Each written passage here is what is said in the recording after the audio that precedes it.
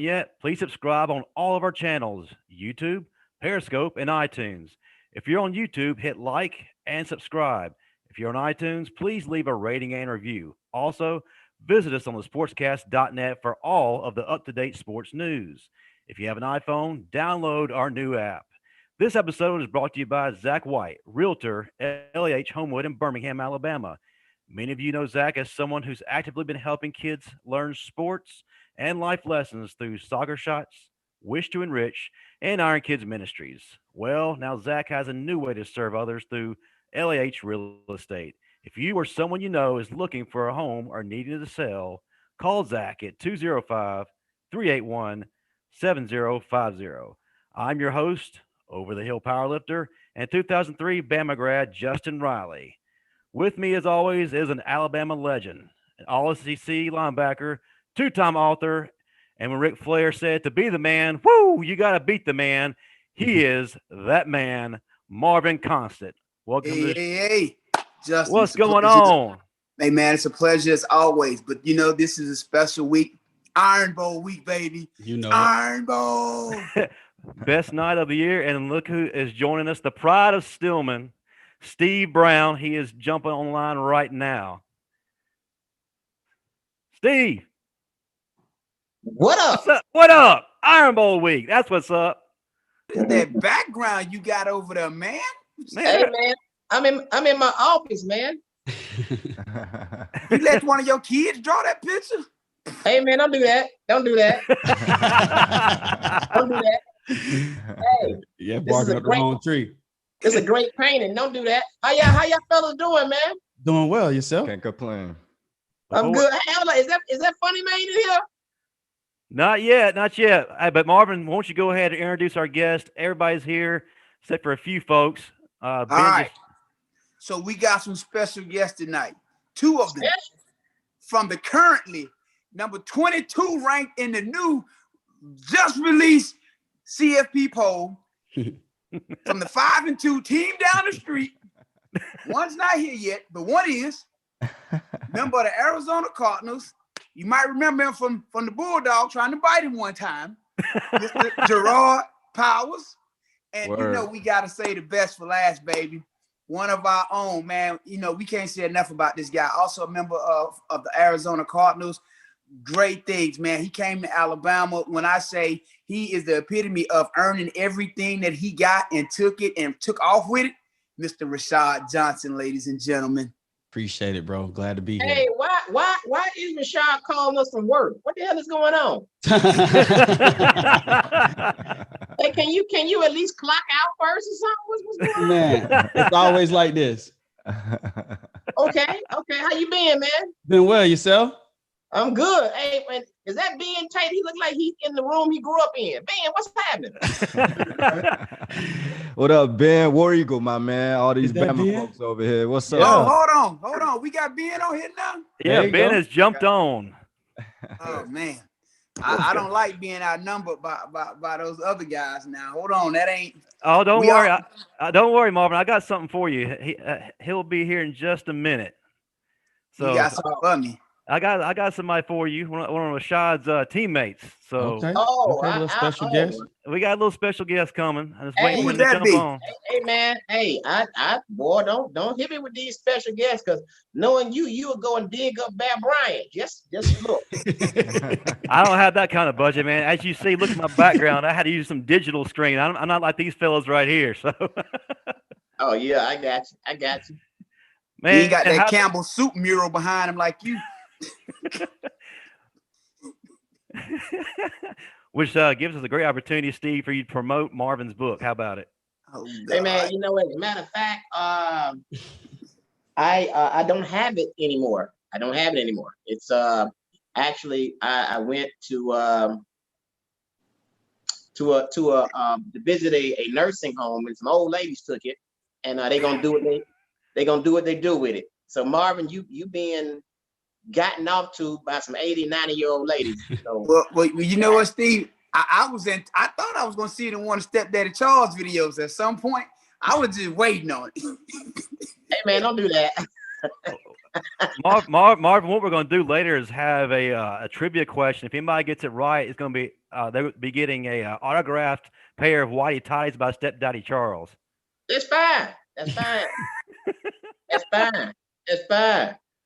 Hey man, hey, so are y'all excited about this ass whooping we about to put on Auburn? Are y'all excited? Because that's what it's about to be. Very much so. If that's what you think, I mean, you're only good as the last time you played each other. It looked like y'all still chasing us, so it's all good. Oh With- man. Oh wow! With them 2 trophies y'all got down there. I know Man, y'all keep please. talking them trophies. What's all y'all record versus Auburn? Tell me all y'all record versus Auburn in school. Hey, I'm 1-0. I think if It was my last game, bro. I only played once. I only remember the last one. Actually, we beat Auburn in '98. We beat them in '99, and we beat them in 2001. So, if you want to be technical, right. See. And another thing, every time I play NCAA football and I play against Auburn, we beat y'all. When the last time you played NCAA? In 98. 2014. hey, Justin, are you checking the line, Justin? I'm checking the line. I see one of your guys from back in our Give me days. my snuck guy, in. Justin. All right, I got your guy. He's jumping on right now. Probably one of the fastest men I think I've ever seen in my life. He just jumped on. Marvin, you want to introduce your boy? I'm going non-virtual background. I got to for this one. So speaking of my time, 2001, Daniel Moore, you see my guy J Mac catching that thing from Andrew Zhao, 31-7, roll tide. Where is my guy J Mac at? And yes, I got the Daniel Moore to prove it. Hey man, hold on. You said Jason one of the fastest guys you ever met. Yeah, most Stepdaddy definitely. Charles. You What- want what to day- Stepdaddy Charles? Damn, Jason, you giving it up like that? Goodness, why don't you get to know the female first? God. Hey, they speaking the truth though. They speaking the truth. As soon as y'all go on a date, you got your bottoms off, bro. Wait. J Mac, what's good, baby? What's good, Constant? Man, How you it's a pleasure doing, man? To have you. Hey, they know I always got to bring somebody on. I always got to bring something extra now. Hey Marvin, why does Ben Tate look like he's scared? He already know what's about to happen. Oh, they all know what's about to happen. They all know what's coming. Hey man, we come from humble backgrounds, man. You know how y'all Bama people is, man. I'm looking forward to hear about more of how we are, but Wait a minute, hold on. we'll get to that. We're gonna get to that. Hold on.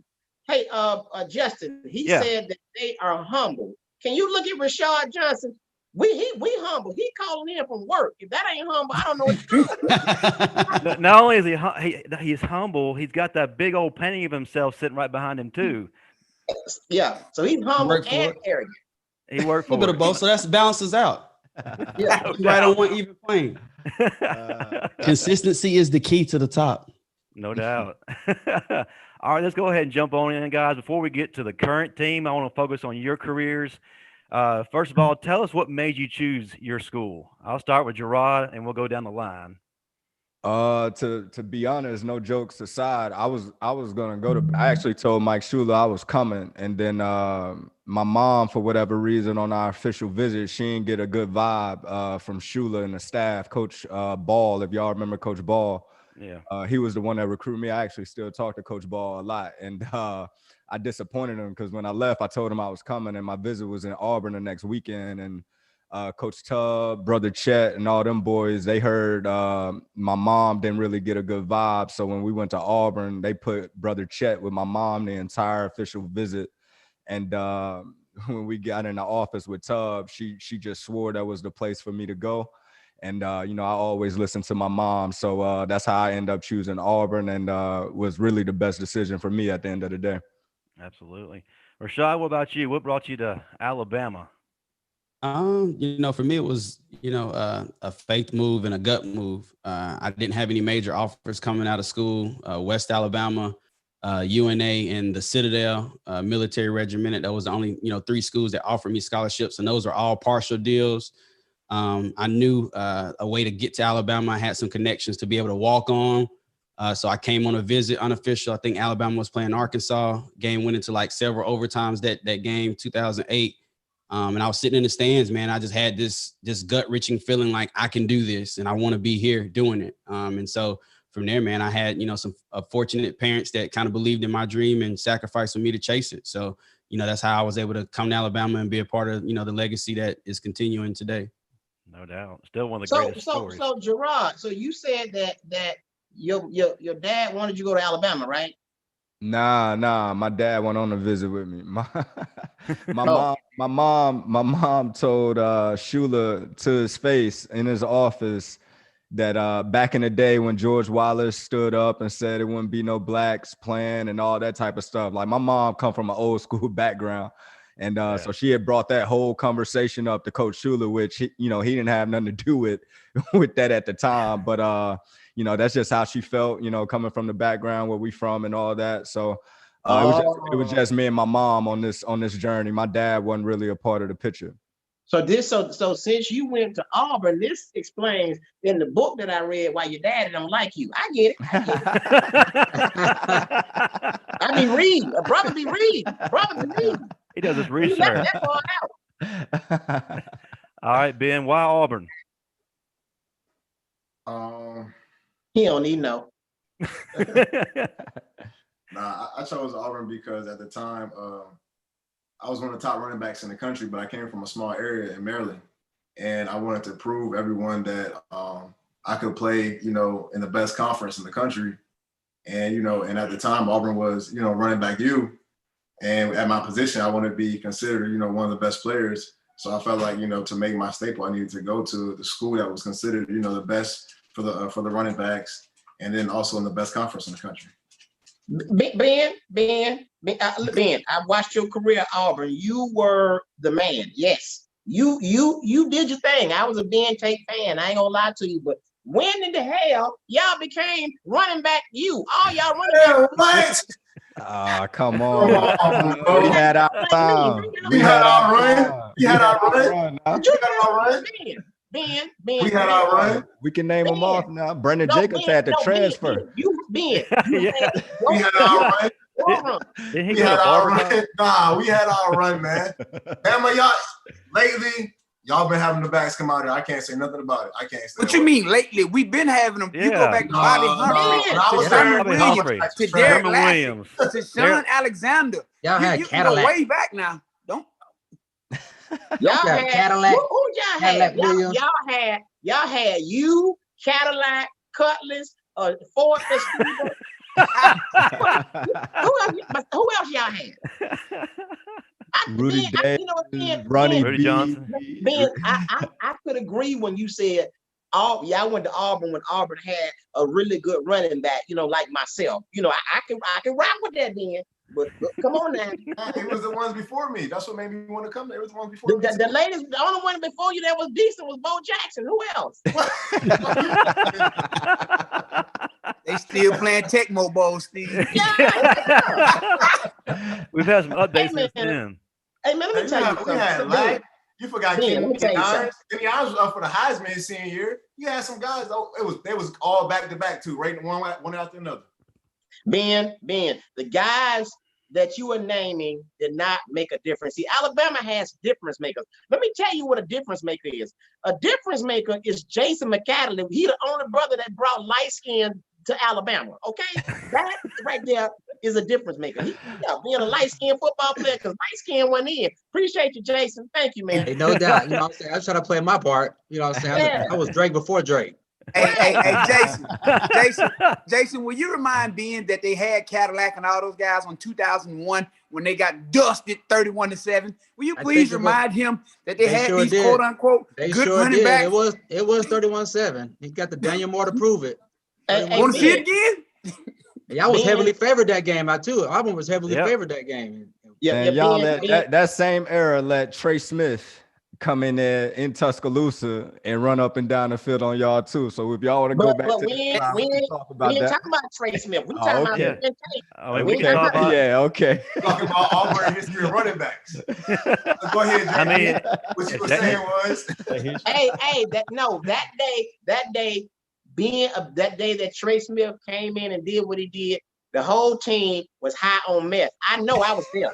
I know. So that don't count. I don't Y'all care. funny, man. But you know, it's funny. We got several members of the Arizona Cardinals on this call, though. Yeah, absolutely. So I'm sure it was a lot of trash talking going on between y'all at some point. We had our we definitely had our locker room trash talk. But one thing you get in that league normally is like a conference type thing, so everybody kind of rock with you. You know, if we from the same conference. I think in Arizona, when me and Rashad was there, we had an all SEC secondary, so we kind of used to take pride in that a little bit. And the only time we talked trash was when we was playing each other. So you know, I got pictures when they got on Auburn gear. I don't know about that. I got you in my jersey for sure. One time, man. One time. J Mac was also a member of the Cardinals as well, but That's a little right. bit before you guys. Yeah, that's a little bit before their time. Frank Sanders was a receiver. When I was a Yeah, receiver over Frank. there. Shout out to Frank. Yeah, good He's a dude. good dude. You know what I'm saying? So we used to wear our Letterman jacket when Iron Bowl came around. We used to talk crap to each other the whole week. You know what I'm saying? I ain't putting no Auburn gear on. I know that though. I know that for sure. They always slip up on us, man. When we go down there, man, to Slip that up. nasty ass Hey, stadium. I got a question. Gerard, so now who was the running back? I forgot his name. He was a small fella. I think he was number 1. Brad Lester. Who? Brad Lester. The little skinny dude, dark skinned dude? Yeah, Brad Lester used to run Yeah, hard. yeah. He was talented, but can we agree he was ugly? Yeah, we used to say that in the locker room. Yeah, he was ugly. Very ugly. Nobody would want to tackle him. I understood that. Yeah. I just wanted to get that out. Don't tell him I said it though. Don't tell him. He trained Najee in the offseason, believe it or Oh. not. Yeah, he did. No, That's what's up. Najee go to him to get some training. Oh, tell him we said appreciate it. And they put Right. him. He put on some We're gonna work. use that this week on y'all. Don't worry. He had to go to running back you to get the sauce. Oh my There God. he go with that There you again. go. Oh my God. Set him up for that one. Set him now, up. hey, you know what? I don't know if Najee went to him this week, because if he did, he probably gonna tell Najee to run backwards. I don't know. So But even then, he'll still do what he does. We stopping Najee this week. Y'all gonna have to throw that thing. That ain't the problem. yeah, Okay. We can do. Okay. That's the problem. That's the problem. That is the problem. That's the problem. I will agree with that. That's the problem. So for everyone here, for anybody who's listening outside of the Alabama-Auburn nation, why is this the greatest rivalry in college football? I'll start with Because the Jerraud. little brother always wants to beat the big brother. You know, it's the complex, that syndrome. You know, little brother always wants to be better than big brother. You know, I don't know why they always want to beat us. I don't know. You know what, Marvin? I think it's the greatest rivalry in college football, because on that single day that they play, we lose more rednecks jumping off the side of the stadium. That's got to be it. From my perspective, I think it's the greatest rivalry in all seriousness, just because us without like the state, without having any professional teams. I mean, it's that 1 week to where everything kind of shut down. Wives, husbands not talking to each other, co-workers not talking to it. Like it's that 1 week everybody just takes so serious and make it, you know, it's our own professional teams, if that makes sense. So I think people just enjoy it and always look forward to it. And that's why it don't matter what the records are or who's up for whatever, you know, it's just always one of them weeks where anything can happen. So, you know, it's just a good rivalry. I feel you, Rashad. So let me ask you this, and I don't want to come in, but I got to ask you this. So the rivalry, you said wives not talking to husbands. So back in your day, you played for Auburn and you were obviously very good. But you single and you see a fine ass girl with a Bama gear on. You ain't gonna holler. My wife graduated from Alabama. Okay, I just wanted to make brought sure. him to the dark side. No, I had to He was save smart, her. I had to save her from the dark side. It's the reason why. It's the reason why I had to get her. I had to get her away from those. The man won't let her put a diploma up or nothing, man. I had to talk to him. Man. Put a diploma up in the house, anything. Wow. That's really Hey, a Marvin, you might want to call her and check on her, make sure he ain't doing that to her. Man, he got a kidnap in the closet after the game. Yeah, sometimes it be like that. We gotta do what we gotta do. Like Argentina. So, Rashad, why do you think this is the greatest rivalry in college football?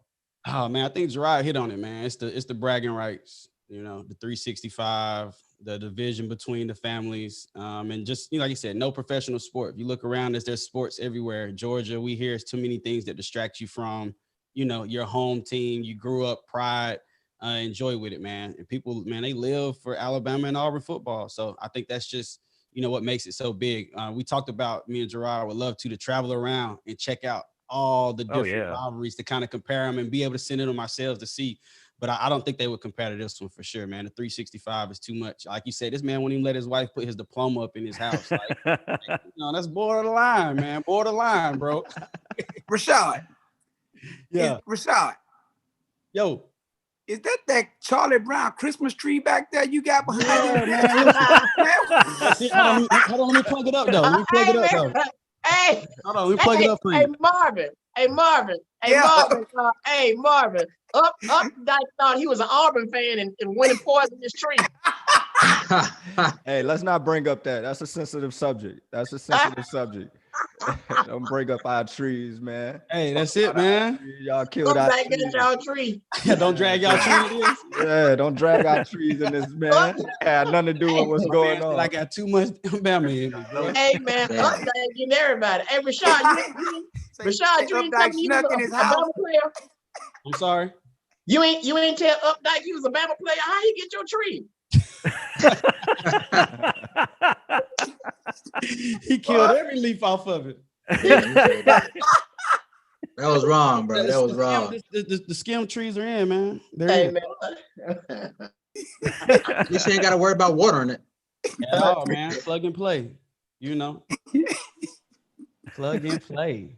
Hey, Marvin, I have to disagree with this Bama and Auburn rivalry as it being the greatest rivalry in football. I can't believe you, Marvin, that you would sell out like that. I thought Tuscaloosa County and Tuscaloosa Central was the greatest rivalry in football. That's what Now that's a pretty solid one now. Yeah, that's what I was thinking. Pretty solid.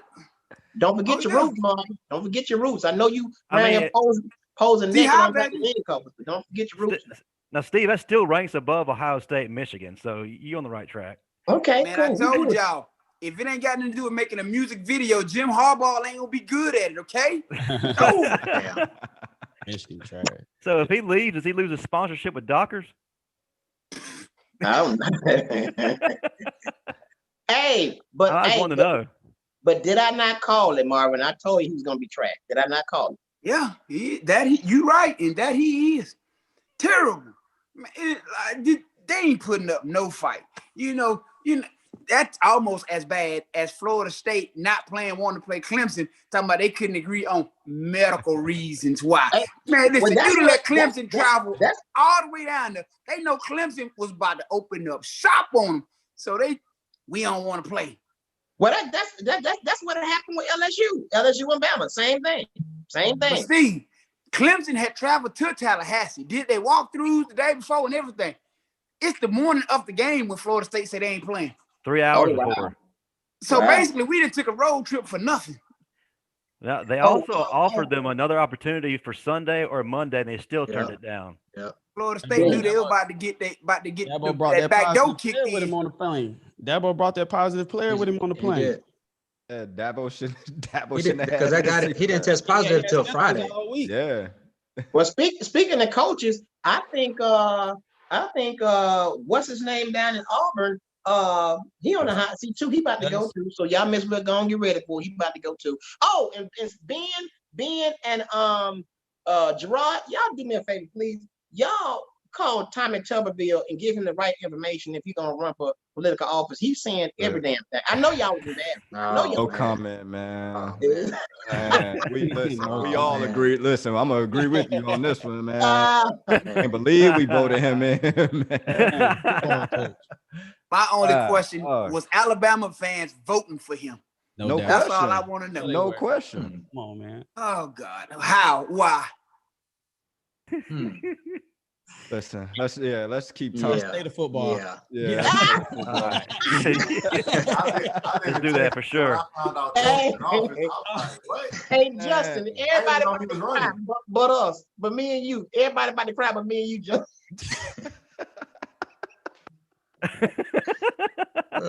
Man. All right. As players, tell me what the week leading up to the Iron Bowl looked like for each of you guys. Ben, we'll start with you. How did you prepare for this game, unlike any others? South meat and crackers. Typical Auburn running back. I really didn't prepare for it any differently. You know, in the SEC, every team is tough. You know, so it wasn't, you know, LSU preparing for LSU defense was tough. Getting ready for Tennessee defense was tough. So it wasn't preparing, you know, any differently from any other week. The intensity may have been a little bit higher in practice. The coaches, of course, it was always more intense, you know, a little bit on edge. But other than that, for me, I was always kind of more chill and laid back at practice. So for me, it wasn't. I always carried everything the same every week. What about you, Jason? Was practices a little bit more intense that week? Was a little bit something more in the air? How'd that feel for you? When it comes to rivalry weeks, I mean, it is going to be a little bit more intense. I don't think, you know, you had to be rah-rah about it. I think it was just a known thing. You know what it means when it comes to Alabama, Auburn. You know how that doesn't matter what the records are coming into that game. It's going to be a tough game regardless of what it is. So, you know, staying focused at practicing hard. It's just something that everybody did. That tempo was up there. Nobody had to, you know, get on anybody to say, "Hey, man, this is Iron Bowl." Everybody knew what was up. Everybody knew to get ready for the game. So, Justin, Yeah. Jason lied to you. Jason is a light-skinned brother. That means he was in his mirror more than he ever been during practice. He was scared somebody was gonna scratch him or something. You got to understand, Justin. There's different shades to this thing. I tell him what you really did, Jason. Tell him what you really did. hey, you look good, you play good. Absolutely. I told you. Prime time over here. I hear you. Nothing wrong with that. What about for you, Rashad? Was it any different from any other game, or did it mean a little something more to you? You know, the intensity was different for sure during practice. And yeah, it would mean something. You know, everything is about bragging rights. You're a competitor. So in-state definitely means something to you. You got family members on both sides of it all. So that's always fun to go back to the cookouts and have those opportunities to brag about getting a win in the Iron Bowl. But during the week, like he said, like I think Ben hit it right on the head, man. Just the intensity of practice is different. Your preparation in terms of how you prepare doesn't change because we get into a routine as athletes and how those weeks kind of go. You know what each day is going to be, and you do those things, but the intensity is a little bit more. And those coaches, man, they definitely are a little bit tight, man, tight in everything that they got going on. So you definitely have to watch out from that, man, and ignore the noise with that, man, because they definitely be a little bit of a headache sometimes. Oh, no doubt. Now I'm gonna bring up something pretty hard for the Alabama guys here. Gerard, Ben, y'all are part of that 6-game losing streak that y'all gave to Alabama. Can you talk about what that meant to y'all as players, and also, you know, as the team as a whole? When I got to Auburn as a freshman in 2005, I want to say it was a 3-game streak at the time, 2 or 3 game streak at a time. And once you grow up in the state of Alabama, man, like you say, you normally have to pick a side and you realize the importance of the game, or, you know, just visualizing yourself one day, like, man, if I had an opportunity to play in the Iron Bowl, how great it is. And then when you actually get in that seat and you're one of those athletes, I mean, you just realize everything that's on the line. You know, for us, it was sort of just trying to maintain what everybody that came before us had just done. I mean, all the Auburn players know about the Alabama history and the success and the championships and all that. Like, we hear that 24/7, just on a serious note. So when we had that streak going, it was like our own success that the Alabama fan base hated. Like, that 6 in a row thing, I think from an Alabama fan base perspective, is probably the one thing they've hated throughout their whole rival history, no matter what rival it was. I remember Tubb walking off and gave a fan the thumb, you know, for 6. That. And they started throwing bottles at us. David Irons got hit in the eye with a bottle after that game. And that was me. just all that type of stuff. So I believe it. it was something we definitely took pride in, and something we definitely felt like, we're supposed to win this game. Like, we've beaten these guys 3 years in a row, 4 years in a row, 5 years in a row. We're supposed to win. And like Rashad said, you're only good as your last game. In 2008, we was on the team that lost. And you would have thought, like, we were trash that year. I think we went 6-7, 5-6. It was something like that. And, we get shut out 38-0 in Tuscaloosa. And you would have thought we were undefeated and we just lost the national championship just because of we were the team that broke that streak or whatnot. So we really took pride in that when we were in that moment. Now, Rashad, on the flip side, you were part of that team that broke that streak. So what that mean to you, and what that mean to the team as a whole to break that drought? Yeah, it meant a lot, man. From my years there to not have beaten Auburn and to see, a lot of the guys that I played with during, my time here at Alabama, not to have beaten Auburn during their career, spend 3, 4 years, 5 years there and not win that game. It was just something that, myself and, our senior class was just like, we couldn't see that happening, our last year. After that junior season, we lost in Auburn, kind of a dominant game. They were just more physical. I think they, sacked the quarterback 1 million times. Just a tough game. And I remember us meeting afterwards, myself, Antoine, John Parker Wilson, just some different guys. It's like, look, this year is going to be different. This senior year, we're going to make sure, that we change the tide of things and we're going to buy in. And we kind of did that, man. So it meant a lot, to go out and change the trajectory of that rivalry of what it had been, with those 6 games. And like Gerard said, man, you're only as good as your last game. So for me, like to have that 1-0, I don't even think about the other 4 that I lost to them, man. We were 1-0, 36-0, and I'm just going to leave it at that, man. That's the last time I played Auburn. I don't remember any other game. So it definitely meant a lot and to build that foundation, for what everybody's been doing, these next couple of years afterwards.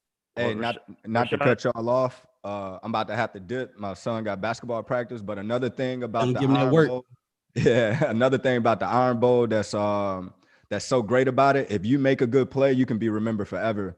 And I think every player knows that going into the Iron Bowl. Like every Iron Bowl, somebody, a fan base, some era, you just remember each one of them. And if you got one of those games that you make that one play to win the game, or you just dominate that one game, you can go back to Tuscaloosa, go back to Auburn, whenever, and they're going to remember your name forever off of what you did in the Iron Bowl. And that's another thing that makes this game so important. I mean, you got people today that's still making money from autograph signings and all this other stuff just off of what they done in the Iron Bowl and what people remember them for. So it's a legacy thing too that goes with this game that's coming this week as well. You mean like my man J Mac with the Daniel Moore? J Mac, you get a Daniel Moore paint and you that guy. I was to myself. So. Well, Justin, let's not have Gerard back on anymore because he talk about beating us too much. So I don't think we should have that. No, we gotta do this more. I like, hey, Tate, hold it down, Tate. Hold it down. Just call me. In all seriousness, Gerard, I appreciate you coming on, man. Appreciate you, man. Man. I definitely respect your game. Love what you did. Even when you weren't playing us, man, I was cheering for you because I'm an SEC guy. Second, loved when you played in the NFL, brother. You were intense, and I love what you and Rashad are doing with your show. So keep it up. Man, appreciate it. Appreciate you guys. No problem. All right, Rashad. What up? I got somebody who can talk about what that 2008 victory the 2000 victory felt like. I got a teammate of yours. Okay. He's a man who came from the state of Texas to play some real football at the University of Alabama. Won the 2009 national championship. Played the NFL, played in the CFL. But what he's known for now is one of the most dominant forces in the UFC. None other than Eryk Anders. What's going on, Eryk? What's happening? Man, what up, Eryk? What's good, brother? What's good? Eryk, I'll knock your ass out. Say what? Oh, there we go. I'll knock your ass out. Man, come on, man. How much money you want to put on it? Nothing. Yeah, because they don't fight for free now. No money, no fight. Then I love it. Steve, man, can you do that fight between shows here in Jackson this weekend? Yeah. Hey, hold on, man. Hey, this is history right here, man. We got 2 light-skinned Bama players on. I knew that was coming. I knew that was coming, bro. I knew that was coming. We Steve. all Hey, man, we how all in it light-skinned together, brothers? baby. Hold them up. Yeah. Hold them hands up. Hold them up. Hey, Steve. Hey, we Steve. all in it together, man. Dr. King ain't died for that. Hey, Yeah. Steve. What? If there was an R&B group, what would their name be? Man, triple light was. Hey, you hear Marvin going in on y'all, man. Y'all hear this? Hey, man. What Marvin talking about? I ain't talking about that. Oh, okay. What's going on, brother? Man, nothing much, man. Just over here watching my kids wrestle. Hey, man, so Eryk, look, I was looking forward to the fight that you're supposed to do like a week ago or last week. What happened? What happened? Well, essentially, I took the fight on short notice and cut a little bit too much weight. Like, I need time to cut mass and not just water. So I essentially cut too much water and was having like lower back pain, had some kidney issues and whatnot. So I just had to, it's not safe to fight when you're feeling like that. So I had to withdraw from the fight, and hopefully we get it rescheduled for, January, February timeframe. Yeah, I know how you feel, because at one time I lost a lot of water too. Peeing in the bed, but it's the same thing. I got a question for you, Eryk. What's I up? always watch. I've watched some of yours, and I watch UFC in general. I couldn't let nobody kick me in my face. I'm sorry. Well, I ain't What never is been that kicked even in the like? face, so. Huh? I said they ain't got me in the face neither. I get the hands. No, but I'm They just ain't never saying, kicked me, though. to have the courage to even get in that ring, hey man, I salute you, brother. You're a good one. So but what is it like in that ring? Because that is full contact. That ain't like playing football. You ain't got no helmet, no mouth. Man, to be honest, I kind of just think about it like it's a regular competition. Obviously it's not a football game because the same margin of error of Tom Brady throwing the interception, that same margin of error in MMA. You're waking up asking, did I win? And if you asking that, you ain't win. It didn't go well for you. So Okay, well, I got one more question. So have you ever been in a fight and you were losing and you bit somebody but you still lost? Because I was at the club and this dude was beating my ass and I bit him to get me off me and it didn't work. So yeah, honestly, I have bit somebody in a fight before. Man, he was on top. We were wrestling up against the cage, and somehow his hand ended up in my mouth. So I gave him a little, just to get him to jump and move a little bit. And I was able to reverse the position and advance my position. So it kind of worked out a little bit better for me than it did you. Yeah. Well, Eryk, before you jumped on, I was asking Rashad about how it felt in 2008 to break that streak that Auburn had for 6 straight years, man. What would that mean to you, and what would that mean to the team as a whole?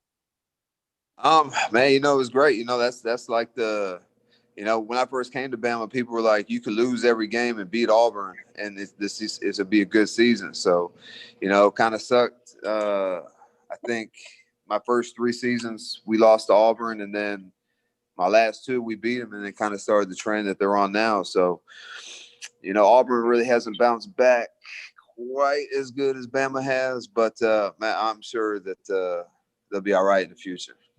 Gus Bus got a bad transmission. They ain't going nowhere.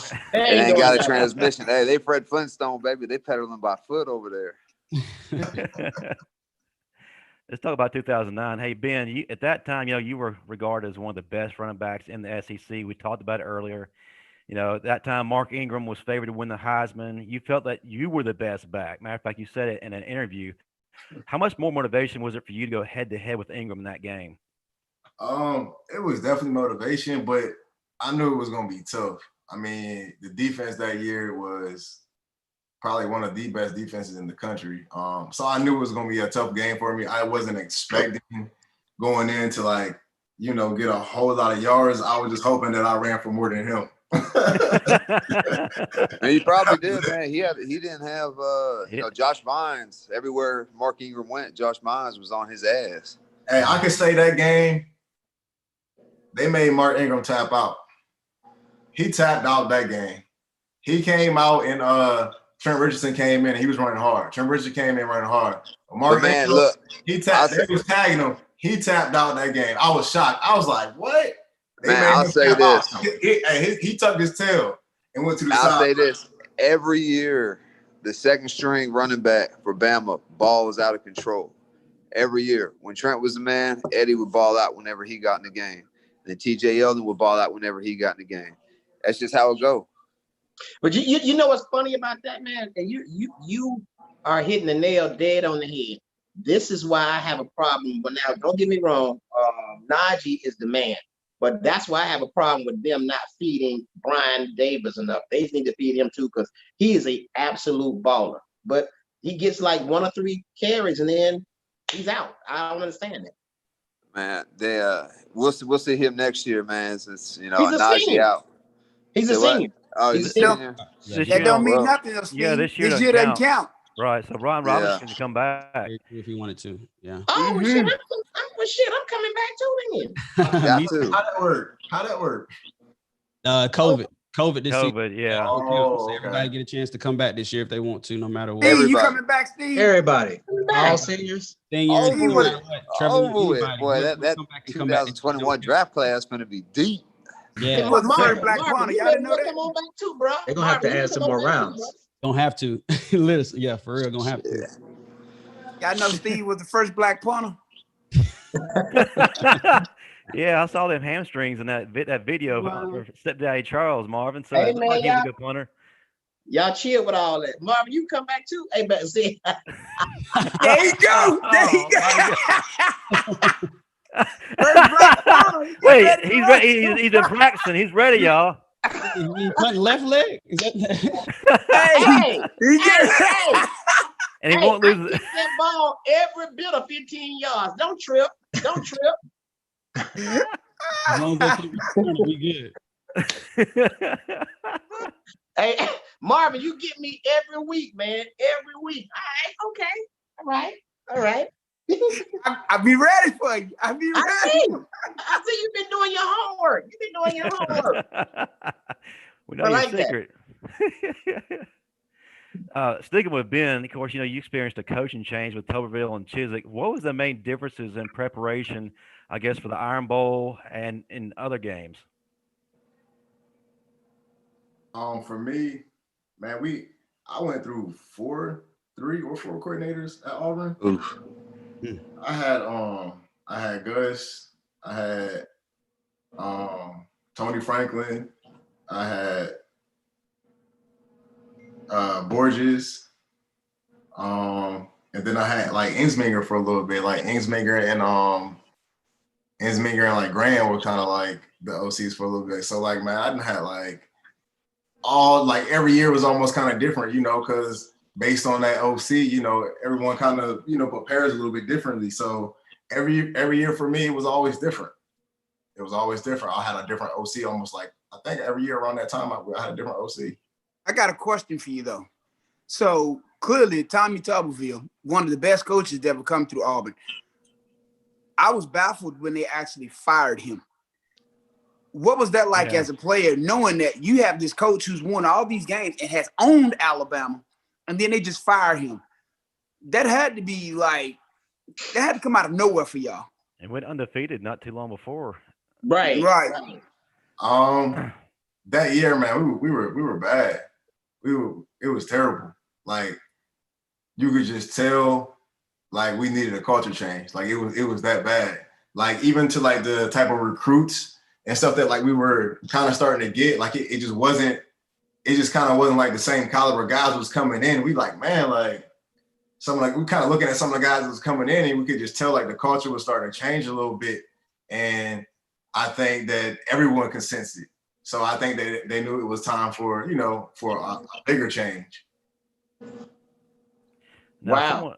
Someone who went through a lot of coaching changes and coordinator changes was Jason.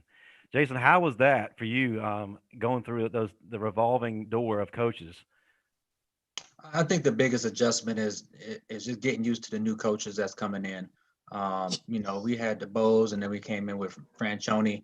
Franchione coached over at TCU with a Damian Thomason. They're running an option. That's something that he kind of brought to Alabama for my senior year. As a receiver, we don't want to be running the option all the time. So, it's just kind of hard. You got me, Freddie Millens, Terry Jones Jr., all of us went to the league, and you got three pass catchers, and, we run our option. So, whether having to adjust to new offenses and being able to having coaches showcase the talents of the players the best way that they can, sometimes it just takes that adjustment. Different offensive coordinators. Sophomore year, DeBose was there. We had a offensive coordinator for BYU. He wanted to open up. That's when we had shot 99. Won the SEC that year. We were four wides. We had Sean Alexander in the backfield. We were wide open. So just that getting adjusted, and that's what the off season's for. I mean, right. It's not like Alabama's the only team that's gone through coaching changes before. So it's just a big adjustment and getting used to the business atmosphere of we're here to do a job and just getting used to those coaches. So I mean, it does take some time, but they give you enough time in the off season to get that done, I feel. So no excuses, I feel. No, absolutely.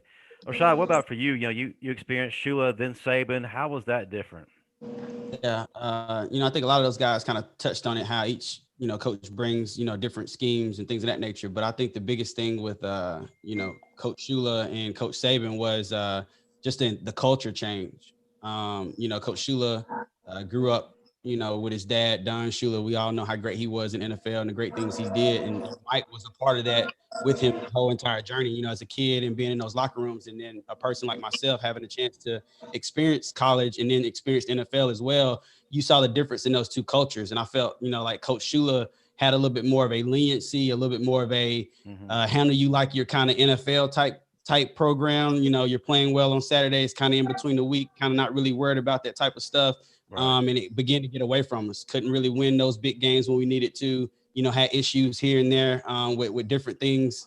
But then when Coach Saban came in, man, it was just like he came in with a structure, a whole process and a whole kind of just building of how things were going to be done. I mean, from off the field or where your classes were being checked to, on the field in terms of what your meals were and in terms of, weight checks. It was just a totally different culture of accountability and kind of, everybody having, to be a part of what they wanted to get done. And so that was kind of the two differences that I saw, from the Shula era to the Saban era that made them, so much different. I think Coach Shula, what he's doing now in the NFL, I mean, great coach there. I just think the college game wasn't fit for him in terms of, giving guys at 18, 19 years old that much leniency to kind of live their lives as they want to during the week, as long as they were balling on Saturdays, which is great in NFL. That's kind of how it goes. You're a man, you kind of deal with it, and it works that way.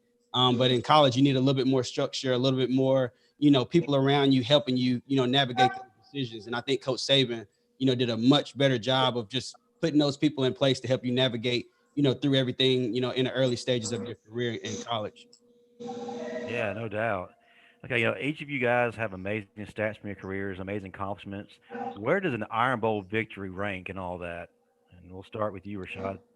Oh, man. So for me, major accomplishments, everything I've done, Iron Bowl victory for me was probably, I say it can be probably in the top 5 of my experiences in terms of football throughout my entire career, high school, college, and NFL.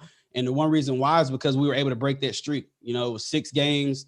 I've never beaten Auburn in my career. And then it was my senior year, my senior class to able to kind of turn that tide, man. So for me, and then to win in the fashion we did, it wasn't like it was 17-14 or 10-3.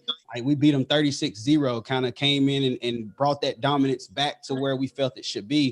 I mean, it's definitely a top 5 experience for me as a player, throughout my entire career to win an Iron Bowl, man. So these guys that, are getting the first opportunity to win one that may have lost it last year, good luck and let's go do what we got to do, man. Get this dub.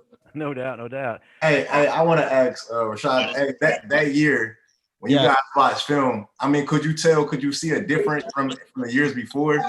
Yeah. When we watched the film, it was all over us. It was, you could see it when you watched the film. That you guys just didn't have, y'all weren't fighting anymore. You know what I'm saying? There was no more fight in it. Kind of people. Even the talent we had was down.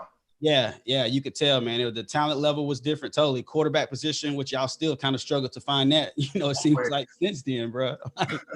But totally was down that year, man. So I can see what you're saying in terms of guys and having to, move away from Tuberville.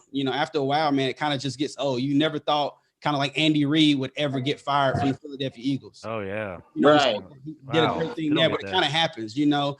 It gets old, it gets stagnant, and you got to go and refresh yourself and do something else. And unfortunately, Tommy Tuberville thought he was a politician. He probably should have stuck to football coach. Boy, look at here. Boy, Steve's running next next 4 We all years. should run. yeah. Yeah, absolutely. Let's figure out an office and let's go get it. What about for you, Ben? Where does an Iron Bowl victory rank in your stats, your legacy? For me, you got to realize I'm not from Alabama. I'm not from Georgia. I'm from Maryland. I didn't even know about the Iron Bowl tradition and history until, you know, I started, you know, being interested in Auburn. You know, I didn't get an offer from Alabama until Auburn, after Auburn offered me. You know, so for me, it's not like it's something that grew on me. The tradition of it, you know, I believe now after experiencing and seeing some other things that it's a number one, you know, traditions, number one, like in college football, I believe probably in just about probably almost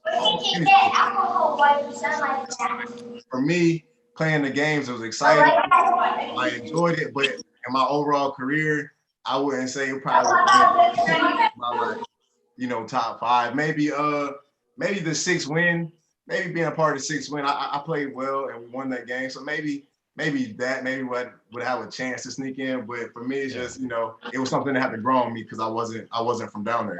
I understand that. Yeah. What about you, Jason? You know, for me, I gotta say my senior year when we played Auburn, you know, we were a heavy underdog and we beat them 31-7. And then, like we speak of legacy, you know what I'm saying? I'll have that Daniel Moore that I have of that game called the turning point, which was the turning point of the game, you know, when Zal threw that pass to me, and kind of opened the thing up, you know, from then on, and we just kind of routed them. But that's something I'm always going to have, you know what I'm saying? 40, 50 years down the road, you know, my kids, my grandkids, they can only see that painting and see, you know, that's my dad, that's my granddad. So that's, you know, that legacy, that's something that's going to live on forever. So yeah. When it comes to something like that, it means a lot to me. But like Ben said, I'm originally from New York. You know, I went to high school in Tennessee. You know, I wasn't even into football until I got down to Tennessee. It wasn't a big, you know, basketball in New York. It's football, you know, in Tennessee down south. So I didn't know about the Alabama-Auburn rivalry like that. I knew it was a rivalry, but I didn't know any, you know, I was a Tennessee fan growing up. I thought I was going to go to Tennessee. You know, I ended up going to Alabama because of the tradition, you know. Thank God. I went to high school right outside Knoxville. So, you know, I thought I was going to go to Tennessee, and I ended up going to Alabama. Yeah, I realized Alabama beat Tennessee every year. So it's like my high school had a lot of tradition. Alabama had a lot of tradition. So I ended up going down there. But not to get off subject, but so, you know, having that legacy of the Alabama-Auburn game, and it did grow on me, just like Ben said, it did grow on me. And like he says, looking back on everything that's happened since then, I mean, things like the kicks, things like that. I mean, it's a big, big rivalry. And from other places that I've been and other schools that I've seen play, I don't see any rivalry bigger than it. Yeah, without a doubt.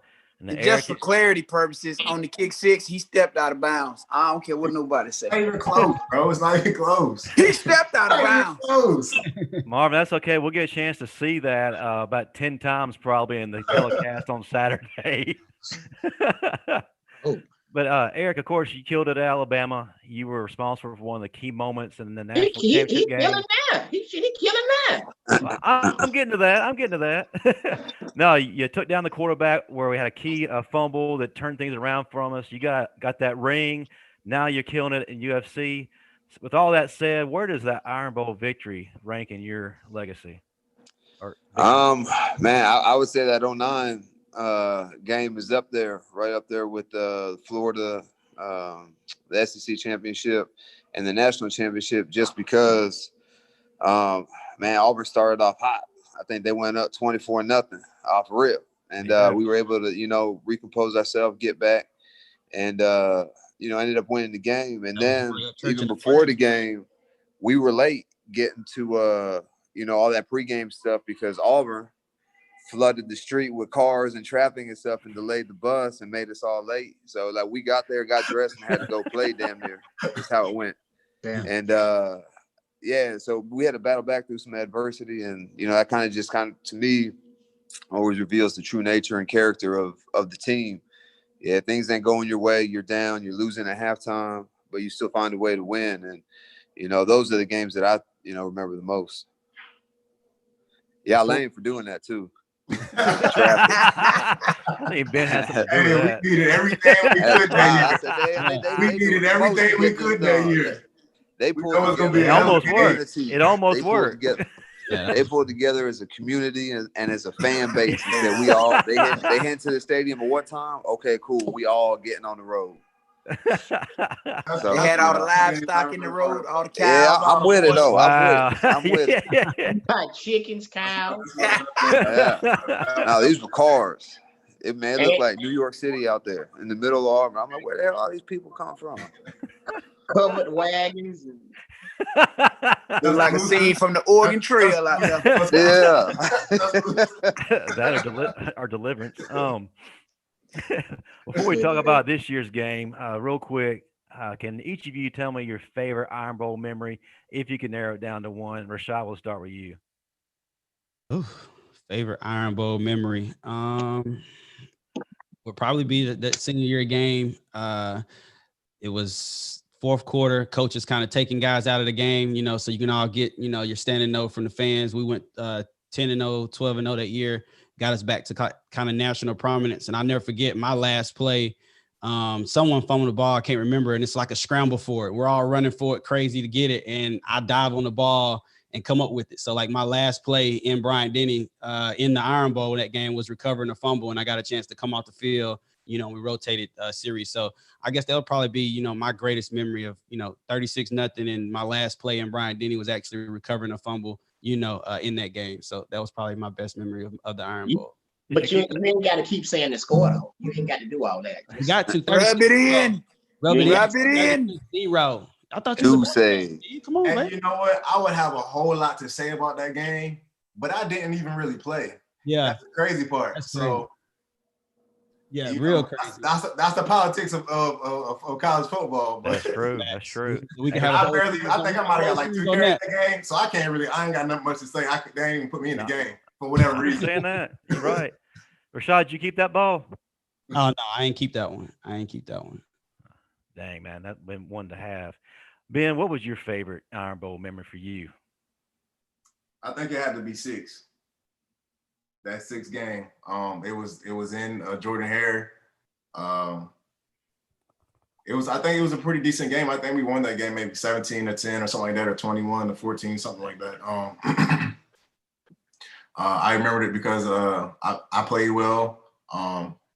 And just to see the crowd just erupt and go crazy, and we celebrated that 6 win like we won a national championship. I hear you.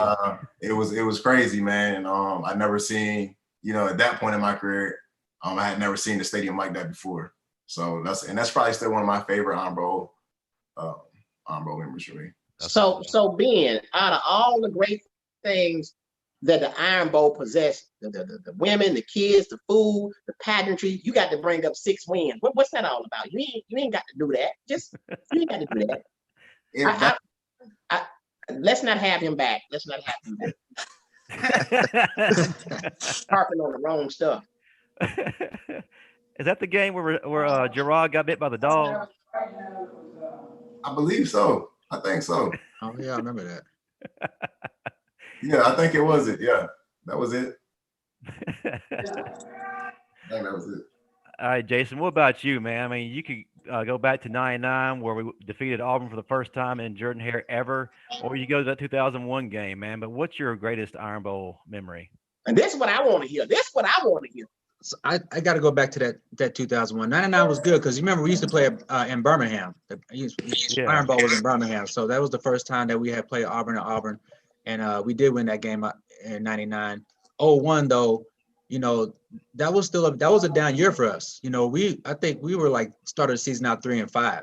And I think Zal took over a quarterback and then we won like three straight. And then I think we were 6-6 or something like that. I think we needed to get that win against Auburn just to make it to a bowl game that year, if I believe. Because we came off a bad year at junior. That was when Dubose left. And that's when Franchoni came in my senior year. So knowing that we even had to get that win to make it to a bowl game, we didn't have a great season. I think Auburn only had 1 or 2 losses going into that game. Like I said, they were heavily favored. The fact that, we were able to break that game open and win by so much and overcome so much from what we have been throughout the season, I think it's probably one of my best memories. And then again, I have a Daniel Painting to look back on and remember it as well. So heck, when I get old and be like, who's adding that painting? I can't remember nothing. I still have it sitting up on the wall. So I got to go back to that 2001 win, man. That was big for the team. Eryk, what about you, man? What was your greatest Iron Bowl memory for you as a player? For me as a player, I don't think it's really necessarily anything that I did in the game, but when Roy Upchurch caught that last touchdown in 09, dude, the crowd was just, we were on offense down there at the goal line, and it was just so loud. Roy catches the ball, and then, man, you could have heard a rat piss on cotton. And then, man, it just got super quiet, just silencio. And, man, our sideline, and all the Bama fans, we got crunk and whatnot. Because that was the game right there, No I doubt. think it was the last drive of the game. And, maybe Auburn had one more possession after that, but didn't score. So, man, it was just good to see a player like Roy Upchurch, who kind of went his whole career, under the radar to do something big and have his moment like that. Thanks. Yeah, Love no Roy. Roy was one of my favorite players, man. He really was. Yeah. I think that's a good one. So, I think it'd be hard to top that. I guess the only way you could is if, I was Roy myself, if I had done that. But I think that's, just the circumstances and everything that went into that play. And he called for it. Like, he was screaming at Saban and I forget who the offensive coordinator at the time was, but he was screaming at him, give me the ball, throw me the ball or whatever. And, they called his number and he delivered. I think it was McAddley. Yeah, that's right. That's right, it was. See, we should have more people like him on the show.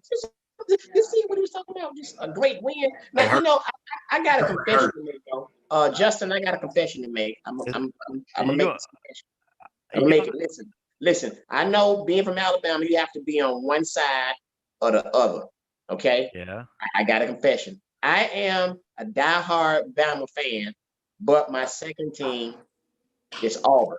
If Alabama's not playing, I'm rooting for Auburn. Does that make me like one chromosome from being retarded? What's going on? No, not at all. Man, look, I cheer for all the SEC teams that don't play us.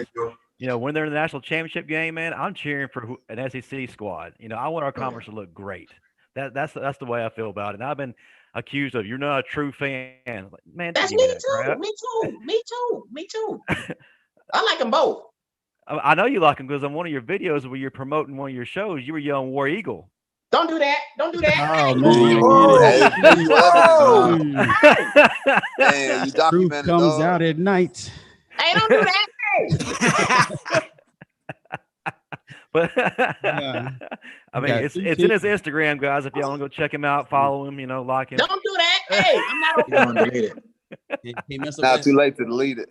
Right. It was an old MySpace video. Don't do that. Well, let's turn our attention to this year's game, guys. First of all, what are your feelings on this year's team going in? Something to add, Steve? You want to kick this one off?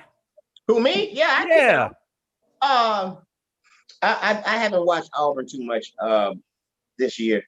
It's just been a mess, to be honest. And honestly, I personally, I don't understand what's going on with the offense, because honestly, I am an Auburn fan, and Auburn's offense seems to diminish as the years go on. And to me, it's one of the best offenses in the college football. I don't know what's going on between him and the guy that he had offense coordinating or what, but that's just what it is. And of course, our defense is still atrocious to me. That's just me. I don't know where the hell they get the D coordinator from, but that's just what it is. So it's going to be interesting. It's going to be interesting. And I think that's all I can say. I know Bama's going to win, but it's going to be interesting ball game. I was watching Paul Feinbaum the other day, and he was talking about our defensive coordinator. And Paul, where did they get this guy from? they was trying to dig up information on him. If Feinbaum can't find information on you, you're probably not the best of a coach. I'm telling you, I've been, Justin, you know, I've been on this since I've been on this show. I don't know where they got him from. He has no background. He ain't been to he ain't coached at DeVry, ITT Tech. He ain't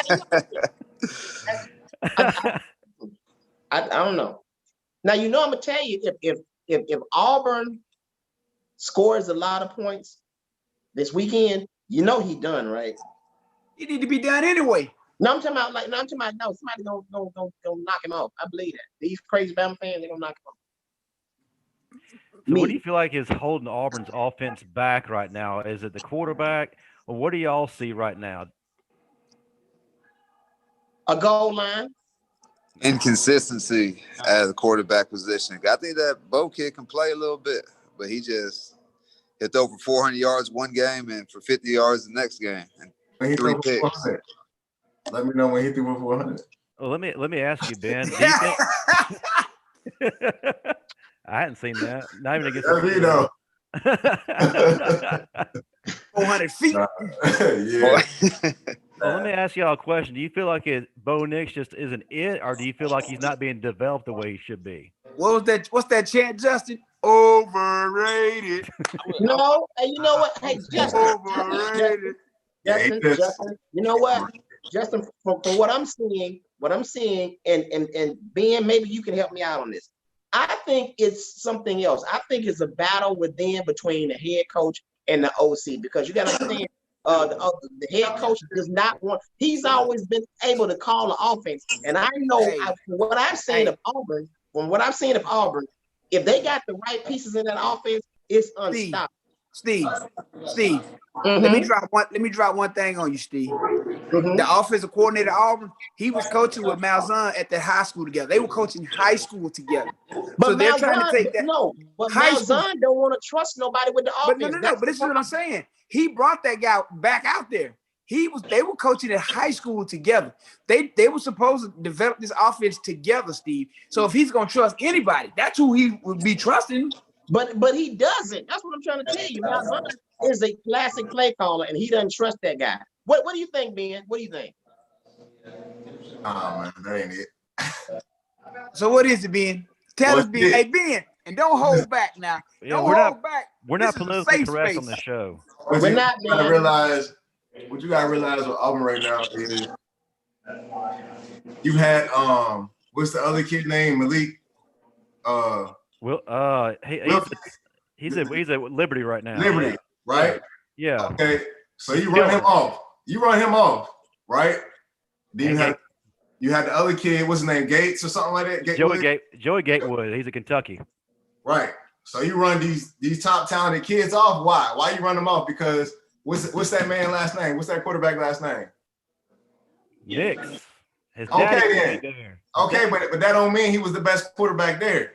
It was political. It was political. Let me tell you, man. He's overrated. He's overrated. Thank you. He's overrated. Is he a decent quarterback? Is he a decent quarterback? Yes. But they made him to be the savior, and he was gonna come in and throw the ball. He can't do that. He need his teammates to make plays for him. He's not able to game on the line to drive, just drop back and just drive down the field. You know what I'm saying? And pick a defense apart. He can't do that. And now they realize that. They realize that. They try to make him into that, and they realize, you know what? We know he's not that. We can't make him that. Let us pull back this offense now and to make it into what he's good at. Let us get the ball into our playmakers' hands. And you know what though? If Tennessee hadn't made some stupid mistakes last week, Tennessee would have won that game last week. Yeah, Tennessee cost themselves that game. Hey man, one thing I can say about this though, Ben did two things. He told the truth, and he made sure he'll never ever be able to go back down to Auburn again. And I'm good with that. If you know me, if you know anything about Ben, it never matter. The truth is the truth. I don't know if I agree with Ben all the way 100% or not. I agree a little bit with him, but I also agree that they ain't developing them.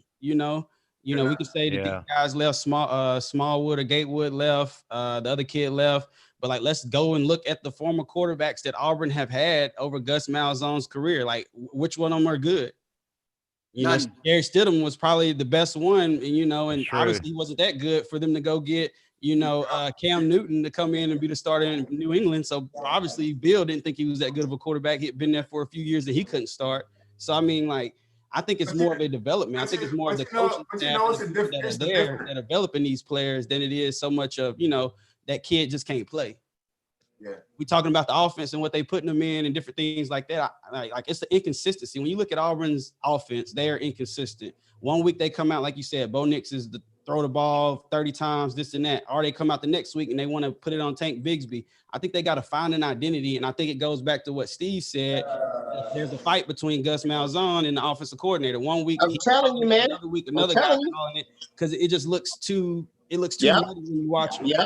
Yeah. I'm telling you. I'm willing to bet you it's always ever since Gus has been there, they've always talking about him not trusting the offensive coordinator. He's taking over in games and all that. So that's just what it is. So, dude, just be the OC. He was better to me as an OC because but hey, it is what it is. I think Gus should come down to Alabama to be our defensive coordinator. Somebody need to replace him. No.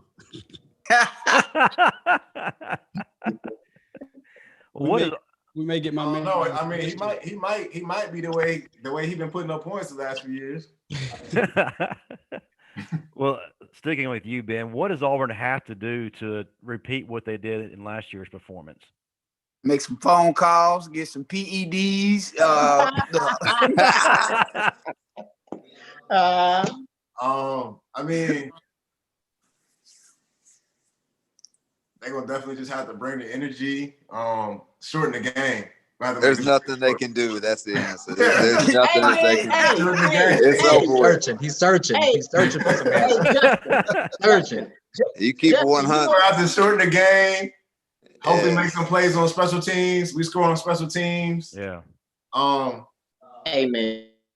Hopefully, Tate can play. Can Tate basically play? I don't know. Is he back? No. He's not. He's listed as doubtful right now. They hadn't really given us anything more than that. But I was going to ask, like, how big of an impact can he make in this game if he's healthy? For Auburn, he'll make a huge impact. It's a huge difference in the game with him. It's a big difference between him and the next running back. But did you watch him play last week? It looked like he might have got a hip point or something from the way, because it's not hard to get a hip point when you fall like that. That's what it looked like to me. I don't know if you heard anything about it or not, but he just didn't look right when he was running to the left. And as a running back, that's hard to do. So do you really think he's going to be effective coming back off a hip injury and playing the game like this? Yeah, I believe he's going to be very effective if Pete Golding is calling the defense plays. Yes, I do. If it's a hip pointer, a hip pointer is one of them things, man. It can hurt, and it can hurt for a couple of days, and on the fourth day, it's gone. Right. So it just depends. It just depends. But in this game, if he I had didn't see what happened to him. I didn't see what happened to him. I didn't turn on that game until I think it was like fourth quarter. He was already hurt. Bruh, y'all don't understand. If he has his leg amputated, he's still gonna make a difference if he's playing against Pete Golding's defense. I'm telling you. He's gonna get like 90-some yards with one leg. I'm telling you. Let him go. Did he? Yeah, he has a really he's practicing. He's strong, right? Yeah, like he goes grab my leg and I cannot get it back. Hey, Eryk, I'm not here talking wrestling. No, ain't nothing wrong with that. Eryk, from a defensive standpoint, what do you want to see from Alabama in this game? Man, I would like to see them not give up a bunch of points, man. This is probably the most anybody has scored on Alabama over the course of the year in a long time. And, man, I think if Auburn shows up, they could put up points. But on the flip side of the coin, Bama going to put up a lot too. So I just hope it's not one of those Pac-12 games where they're just trying to outscore each other the whole time. I hope the Bama establishes the defense, holds them down. I know when I was there, we set goals, and to keep them under 14 points was the goal. So I would like to see Bama do that to Auburn. Hey, Eryk, let me ask you this. Justin, I want to ask Eryk, how does it make you feel to watch Bama's defense and you see people run through them like that? How does that make you feel as a defensive player? I mean, look, I chalk up because every defense is doing it. All the games this year have been, no matter what conference, have been high scores. So I think, them delaying spring ball and all that, probably had something to do with that. So I give this year a mulligan. As long as they're winning, as long as their offense is coming through, because historically that hasn't been the case. It's always been the defense that kept the offense on the field. And, the score, some of those scores be like 9-12 or, 21-24. So that's the kind of football I like. But, man, it's hard to say that Bama's offense isn't exciting to watch this year with Smith going off and, before Waddle got hurt, him doing his thing. And it's exciting to see the throws and catches that these guys are making. Yeah, Smith is my cousin. You're like your fourth cousin, right? Yeah, I can tell by his running style and his catch. Yeah, man. I can Same tell. physique and everything. It's crazy. I know defense ain't been playing, nearly like how we wanted them to this year or last year, or here in the recent past. I think we got to take into consideration, this new style of offense too. This new rapid pace, fast pace, playing out in space type offense and these running quarterbacks that have changed the whole dynamic of the game. Even myself, like I never would have thought that, defenses couldn't stop these offenses, or it would be a time and pace to where they would be scoring as many points as we see in scoring in the SEC. But we talking about the GOAT right here. The GOAT, Nick Saban, said this 4 days ago. He literally said, I do think the days of playing great defense and winning are probably behind us in college football.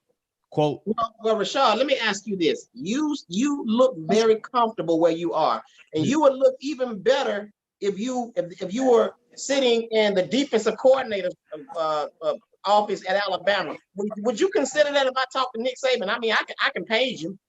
I would consider an opportunity to be there as a coach always, man. But I didn't say a coach. I said the defensive coordinator. I'd love to, man. And what I would do, I would simplify the defense. And I would allow our players to play. I don't care if they know what we're in, because they don't have Peyton Manning back there at quarterback. Tom Brady's not throwing the ball like they're college kids. We're going to play our defense and we're going to play what we play and be able to line up. Nowadays, when you're adjusting and trying to change the defense to somebody going in motion or a shift here, when you watch Alabama play, watch the offense. They shift motion every single play, and we're trying to adjust to it. And that's tough to do in this day and age with all the shifts and motions and how fast offenses are going. So I think you got to simplify things. You got to allow your guys to know what they're doing and play confident, man. If you don't know what you're doing, you're always catching as a defender. Well, you know what? I'm gonna do this for you. I'm gonna hit Coach Saban on his pager, and if he hits me back, I got you. No doubt. I don't know if he got a pager. He on text, so he definitely ain't got a pager. Hey, I can hit him up, man. I can hit him up. Okay, flip. Don't do that. No, I thought you were going to pull out your age. He's going to pull out CB radio. He said page at first, so we knew something was up. Hey, man. Hey, will y'all do me a favor and look at Ben? He is thinking about this butt whipping they're gonna take Saturday. Look at him. He got his head down there.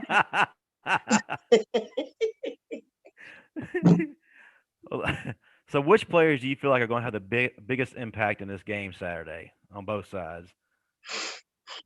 We'll start with you, Jason. Who do you feel like is going to make the biggest impact for Alabama? I really think on the offensive side for Alabama, I really feel like it's whatever Auburn is going to try and stop. If they're going to try and stop the run, which I think they will try to do, I think Matt's going to have a good game. They definitely have the weapons on the outside to do it, and he definitely has the skills to do it. So I look for him having a big game. Smitty, right along with him. On the defensive side, you got Dylan Moses, who's the captain of that defense. I don't want to see I want to see a Kentucky Alabama game. I don't want to see a Alabama Ole Miss game score. I want to see the defense step up. I think they have improved throughout the year. Early on in the year, they struggled. They seemed like they were struggling to kind of find their identity. I feel like they've kind of found it and they've gotten better each week at doing that. Looking at the last game, Kentucky, but I think Mac and Smitty will have a big game tomorrow. Or I'm not tomorrow, but this weekend. Ben, what about you? Who do you feel like needs to make an impact for Auburn on both sides of the ball? Training staff, if they can cancel the game. That wasn't that Full of Florida State. He said a training staff, they can cancel the game. That's funny. Shit. I mean, for us to have a chance to win, Bo niggas gonna have to play out of his mind. He gonna have to play. You know, he gonna have to have one of those games where he throw for, 300 yards and maybe run for about 100. Yeah. And then of course the wide receivers. We need some good wide receiver play. The wide receivers step up. I think we'll have a chance to win because I think the run. I think with the you know what, y'all defense is kind of weak this year. See, I don't know. Hey man, you know what?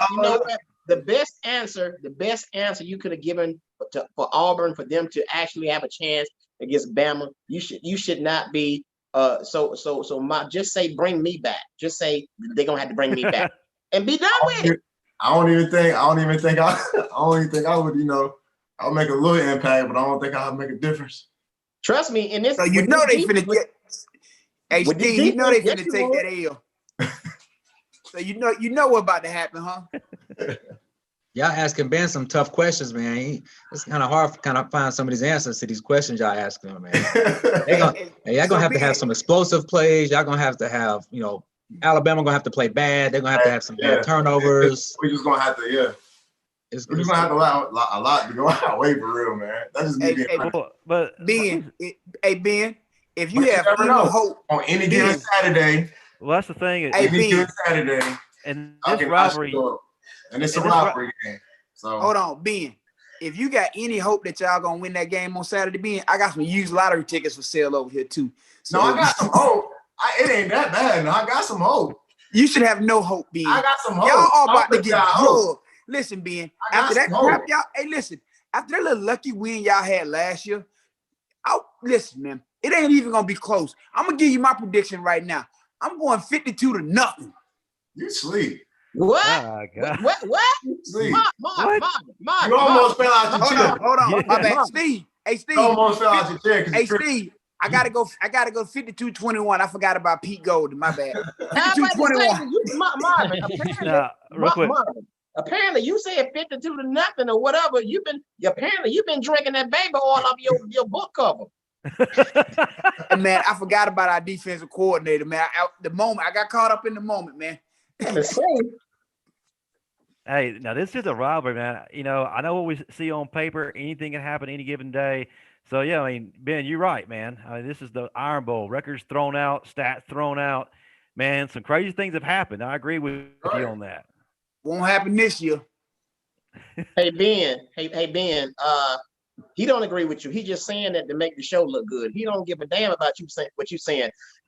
Justin, know y'all gonna get y'all asses beat. That's just what it is. But he got to be the voice of reason. Justin, tell him the truth, man. Come on, we just got through drinking together. Tell him the truth. Yeah, I'm just glad he's here. Hey, you're a true warrior, man. If you're still sitting here with all these boys. Yeah, nah, man, I'm cool with it. Let's go ahead and segue into prediction. Of course, a lot of games being played this weekend, but only one really matters, and that's why we're here. So let's go around the room, get predictions. Rashad, we'll start with you. Of course, Alabama for a win. I think the offense scored some points, but our defense has been playing better as of late. 0-3. I mean, we held Georgia to 24. Tennessee to 17, Mississippi State to 0, Kentucky to 3. So I'm going to say score is going to be, I don't think they're going to be able to stop us. So I'm going to put us up at 50-17. All right. Steve, what you got? I think it's I going to got Bama losing. Upset. I'm just playing, Ben. Psych. Now, Steve, if that happens, you're in my city this weekend. I will come find you. Hey, I got Bama. I will come down to Chuckles and I will act a fool. I got Bama winning. I would say I'm with Richard. I got Bama winning. They're going to score at least 40. I would say 40, 50 points. and Auburn will score probably 21 because of Pete Golding. So I'm sticking to my 52-21. What about you, Ben? Hold on, what's the official what's the I got you. spread what's 25. I got you. 24 points. it's 24 right now? Yeah. It was 25, I thought. Man, it don't matter Okay. what the spread They is. 13. I'm finna get I a didn't know. rug. I didn't know. I was just wondering. I didn't know. Dang. It's rival game. They get 24. No, they said 13 and a half right here. 13 and a Oh, half. drop. Is it? 13 and a Wow, half. it dropped real far because it was at 24 when it first came out. Yeah, you're right. Somebody must have died. What happened? I'm telling you, I have no clue. Say That odds rival- are Alabama 13 and a half.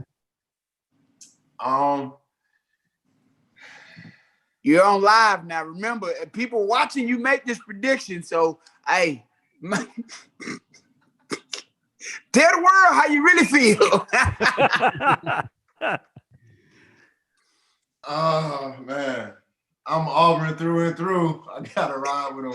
I can't fault you on that. I gotta ride with them. I'm gonna say Auburn wins. They got us go 30. That's what I was about to say. Yeah, I was about to say Auburn wins 32-29. Oh. Hey, hold on. Wait, did Charles Barkley pay you to say that? Justin, No, that's intense, man. I respect that for real. Justin, listen, Justin. I You mean- have to be realistic. The thing is with this game, and I agree with Ben, not with Auburn winning the game. I think that it's going to be closer than people think. Alabama's going to have to outscore Auburn because Alabama ain't stopping nobody right now. I'm sorry. So that's just what it is. Until we get Rashad Johnson as the defensive coordinator, people gonna score points. I'm making that call right now. I'm X1 Go 2. ahead. Who you calling that flip phone? Bill Oliver? Wow. Was that Brother one? Bill. Was that 1G? Yeah. No, it's a one. It's a 1G and the G is it's a 1G and the G is lowercase. But look, A half G. Yeah. How many minutes you got on that phone? don't do that. Hey man, don't worry about it. I make deals with this. Don't do that. Y'all leave him alone. He used Hey, that that- phone. Hey, Justin, that phone free after 7. Yeah, it is. Well, he's calling us on dial-up right now. Got the America Free Online nights going. and weekends. Hey man, all I got to say to y'all is this. You're a director now? You starting the movie? Oh, snap. He's got a Netflix special coming. All right, okay. All There right, it Jason. Jason, what do you see? What's your prediction? But I think it's going to be closer than what people think as well. I'm with you, Justin. I'm with you. I'm thinking Bama's going to put up 42-49. I'm thinking Auburn 21-24 points. Auburn to put up. So I think Auburn might cover the spread. Actually, I think it's still 24 points. So I'm looking at it right now. It says 24. So I think if it is 24, I think Auburn could cover the spread. But I think it'll be close. I'm with you, Jason. I'm with you, Jason. Steve, you already made your. We going that it's gonna be close. We going that it's gonna be close because it's a rivalry game, or we really You already believe make your prediction. No, when I say close, I'm talking about Auburn close to making the spread, which is Only 24 thing points. that's gonna be close. I'm not is talking them about two close as teams far as the together. game 27-24. Yeah. I think Alabama's still going to beat them by 21-24 points. I think it's going to be close that Auburn might cover the spread. I think Alabama's going to win, by far. But I don't think it's going to be 52-7 or something like that. I think it's going to be more of a 49-42-21, 49-24, something like that. Yeah, 52-21. If I would say 52-7 if we had a different defensive coordinator, but yeah, I would say 52 to at least 30. Nah, they gonna get 30. They're not see. putting up 30. All right. And we at home. We at home too. Ugh, I don't know. It could get ugly. It If we could. hit 30, it's gonna be a good game. If we hit 30, it's gonna be a good game. Yeah, if y'all score 30 points, it's definitely gonna be a ball game. I just don't I don't see how they can get It's gonna be a game. 30. But even if you guys hit 30, I still think they'll put up 49. I mean, that's still like a 19 point spread right there. So I don't know. I think it'll be closer than, I think it'll be around 21, 24 points spread. I think they got it right with the spread. It's probably gonna be right around there. So Justin, what's your prediction? My prediction? Oh, See? Alabama. I think it's going to be a lot closer too. It's a rivalry. I feel like it's going to be a lot closer. Alabama 45, Auburn 31. Yeah. Why? But why? Even without Why, they best sir? running Why? back? Why? I feel like it's going to be closer than experts think for a while, and Alabama will pull away towards the later part of the game. It's just a rivalry game. Anything can happen, and I've seen anything happen. So I just kind of feel like Auburn's going to come in there with a fight. They always do, and their quarterback always seems to show up when you least expect it, especially in a big game like this. So what about our defense? Well, our defense, I feel like will give up some points. I think they're gonna be fine. I think they riding the wave, man. Hold on. So are you gonna you say they're gonna be fine? Are you gonna be there, Rashad? You gonna be coaching them or something? That's the only way I feel like they're gonna be fine.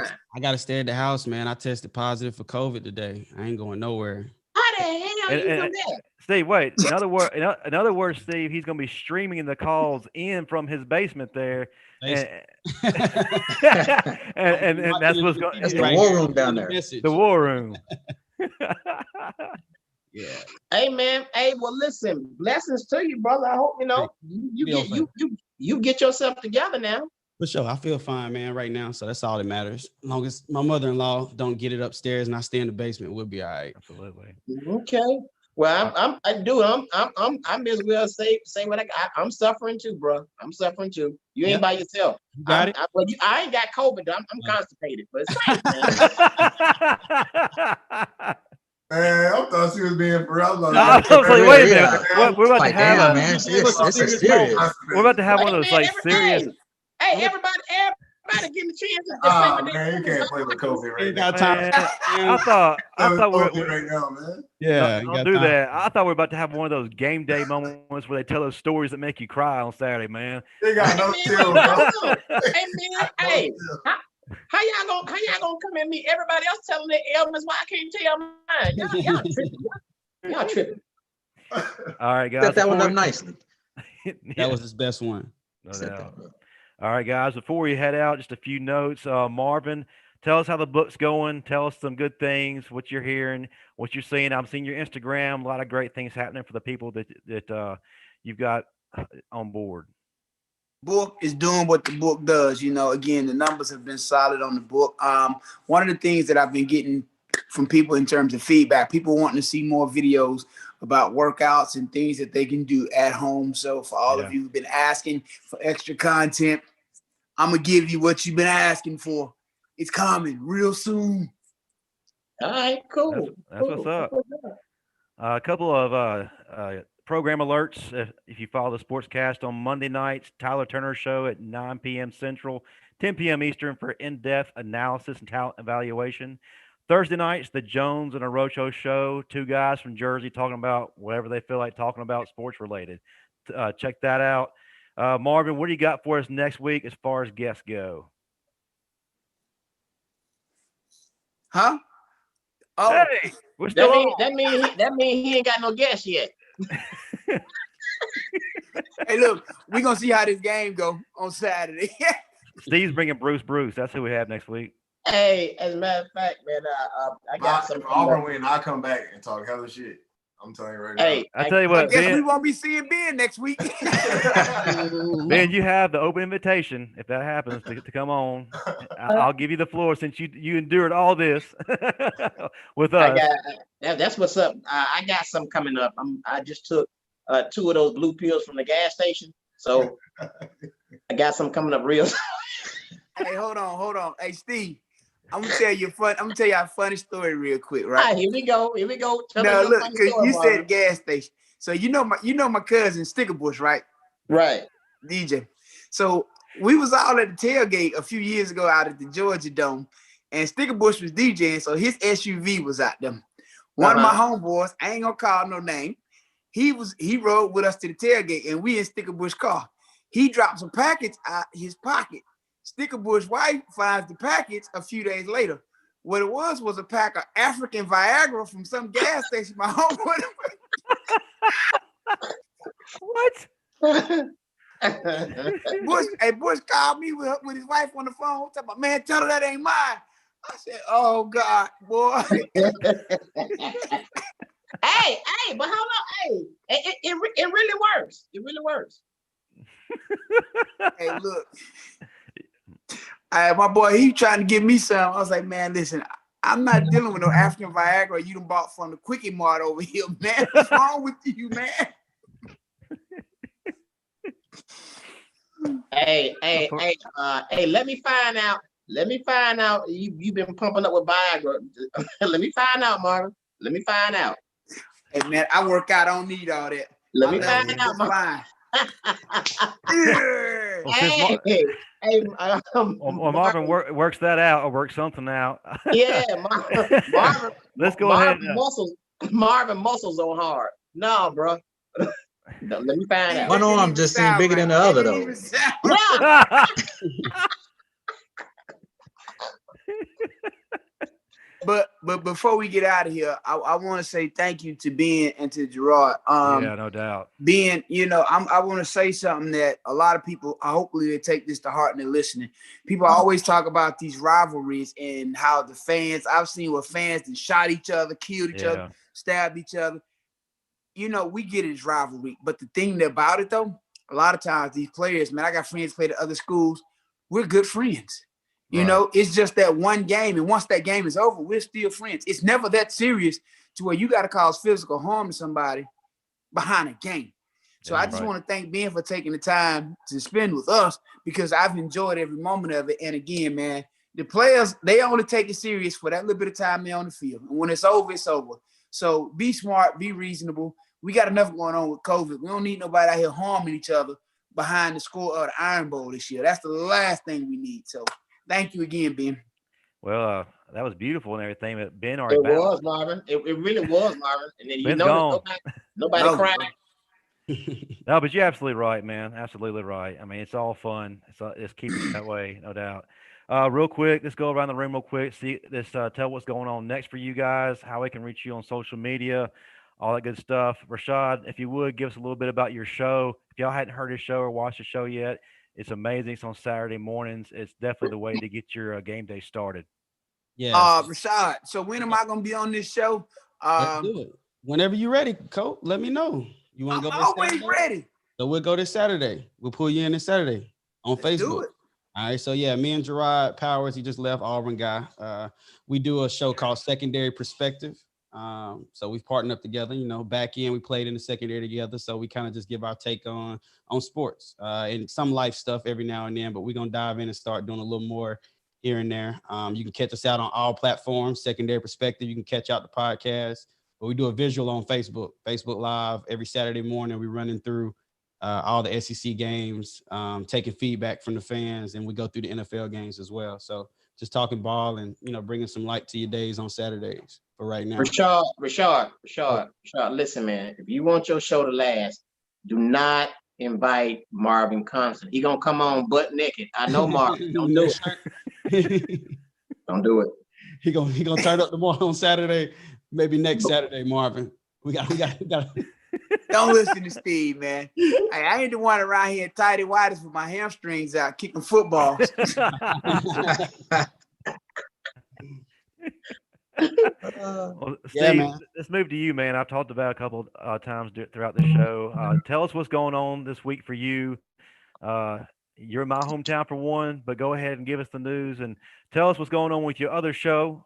Yeah, we talk like this. All that.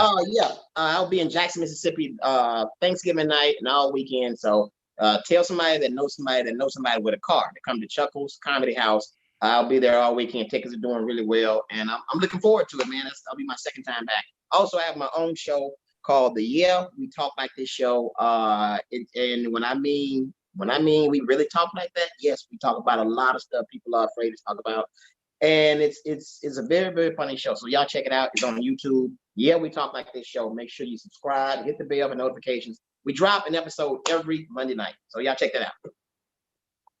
All right, Jason, what about you? What you got going on next? How can we find you on social media? All that good stuff. You know, for me, I've transitioned from the life of football into the medical field. So I'm a pharmacist now.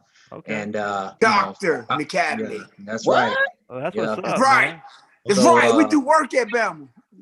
I PhD, say I baby. don't. You know what it is.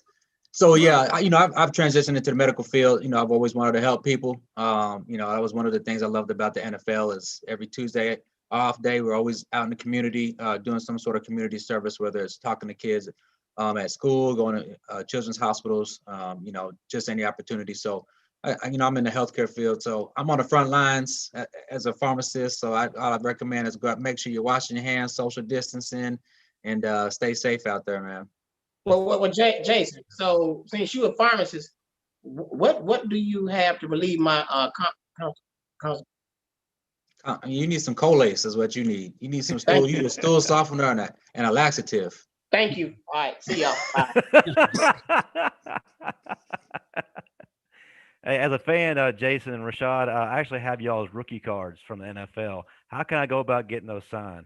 Y'all old as Stop hell. harassing them. You can't I'm be not asking harassing for them. autographs on the show. Man, these Hold guys on, are would you- important to me. Hold on. Did you say rookie cards? Yep. Right. Y'all Yeah. old as hell. Y'all. You know, it's crazy. I still get cards sent to my house. Oh, For really? the teams I play for, yeah, people will still send cards to me. I'm sure Rashad gets them too. Yep. They'll still want, sign. I always say they're your biggest fan. I'm like, man, I ain't played for like 8 years. Like, you know what I'm Hold saying? on. You still got my Alabama card. guy. That Listen, ain't nothing. That ain't nothing. I still get Justin. I still get cards sent to my house too, but it be them cards when you run a stop sign and they get your license tag. no, as Alabama guys, to the fans, in the fans' perspective, y'all, it doesn't matter when you played, man. Your legacy never burns out. It's always a big deal. You always mean a lot to us. So yeah, I mean, I get that y'all been gone for a minute, but for us fans, man, we can recall everything like it just happened. Yeah. So, Yeah. No, absolutely, man. Just I'll shoot you my address. You send it to me, I'll sign it and send it back. Yeah, I'll text you my address. I got your number, so I'll text it to you. sweet. All right, good deal. All Don't right, nobody guys. don't nobody want my address. All right, cool. Steve, nobody wants you to sign a copy of your inmate ID card. All right. I'm out of here on that note, fellas. Hey, thanks for coming on the show, fellas. We appreciate y'all. Thank y'all for Justin, having me. Good to have Absolutely, you. Yeah, guys. thanks Thank for you, having brother. me, man. Yeah, thank y'all for coming on. We really appreciate this, and especially this week, the biggest week of all. Glad to have you guys with us for that. So yeah, thanks again, guys. Yeah, All right, for thank sure. you. Thank you. Have a good one. All right, roll see you guys. Tide.